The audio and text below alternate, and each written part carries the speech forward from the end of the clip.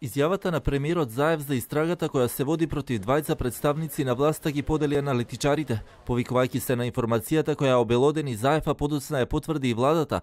Дел од нив велат дека премиерот не смее да дава било каква изјава поврзана со предистражна постапка која се води во надлежните институции.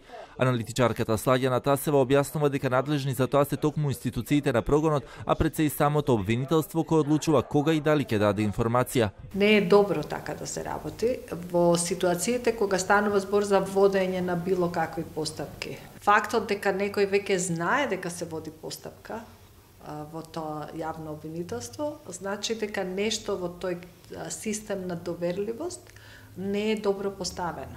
Политичарот кој што составил влада или ставил во таа власт луѓе кои што си дозволиле уште веднаш вака или некако неодговорно да се однесуваат, според мене, исто така има одговорност.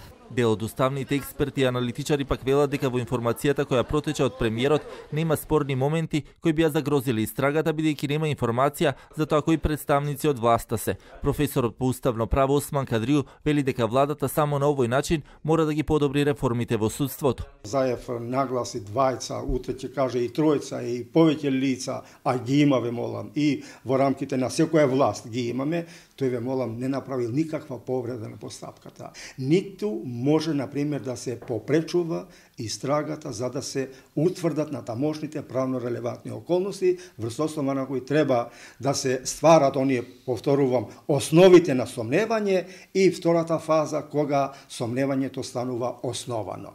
Јавното обвинителство ниту денеска не ја потврди, но не ја ни негираше информацијата која обелодени Заев. Велат според членот 289 од кривичната постапка која се води предистражно, јавното обвинителство не може било каква информација поврзана со тоа да ја потврди или негира. На почетокот на август беа именувани 67 директори на органи, државни управи и казнено-поправни установи. Засега ниту една од надлежните институции не кажува дали за некој од нив и за кого се води предистражна постапка.